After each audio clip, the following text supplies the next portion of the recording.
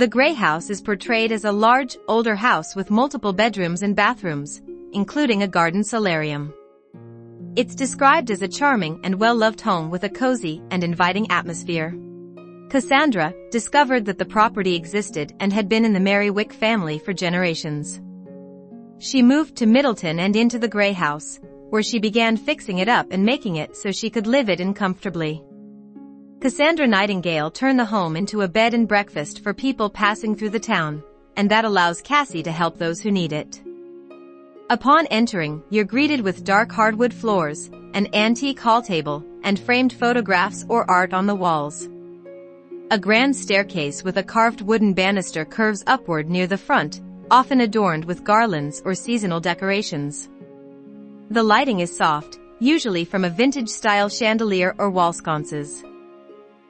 A large fireplace with a brick mantel, often decorated with candles and herbs. Usually vintage sofas and armchairs in earthy or jewel-toned upholstery.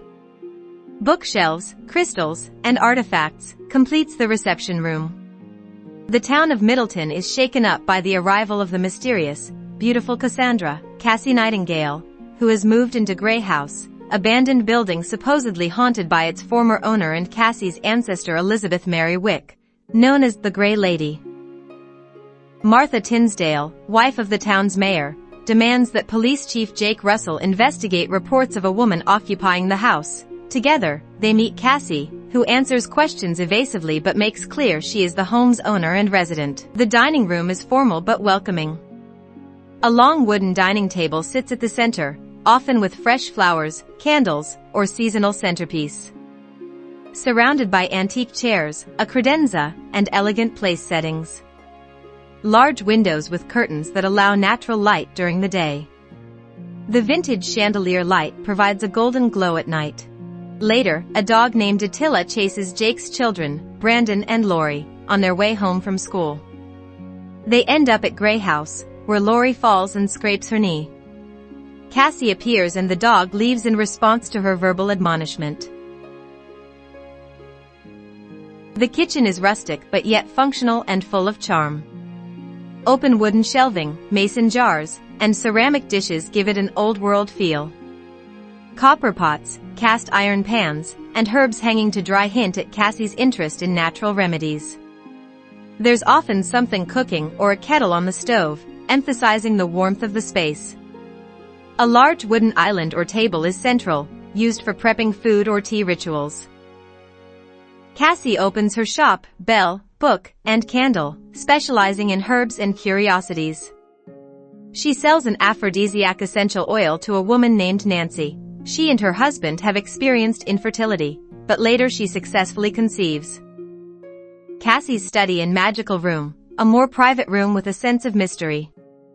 Used for reading, quiet reflection, or heart-to-heart advice sessions. Decor includes a writing desk, softly upholstered furniture, lots of plants, candles, and a few mystical objects, like pendulums, stones, or astrological charts. Lighting is low and golden, enhancing the room's peacefulness. Cassie's bedroom is serene and grounded, also feminine without being overly ornate. A poster bed is antique-style wooden frame, with neutral bedding and soft throws. An old dresser with a vintage mirror, books by the bedside, and perhaps a vase of fresh flowers or dried lavender. And the guest rooms are all individually styled, cozy, and full of charm, echoing the personal touch expected from a bed and breakfast. Meanwhile, the mayor's busybody wife believes Cassie's is associated with witchcraft. After Martha falls over a display while recoiling from the merchandise, she accuses Cassie of assault. Grey House Guest Bedroom.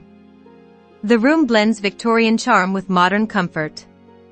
Each guest room has its own unique personality, yet all share the common traits of being warm, quiet, and peacefully enchanting. Decor is never sterile or overly coordinated, it feels personal, like everything was chosen with care. Cassie is known for her attention to detail, so no matter which room a guest stays in, there's always something thoughtful waiting for them, whether it's a flower from her garden, a calming tea blend, or something more magical.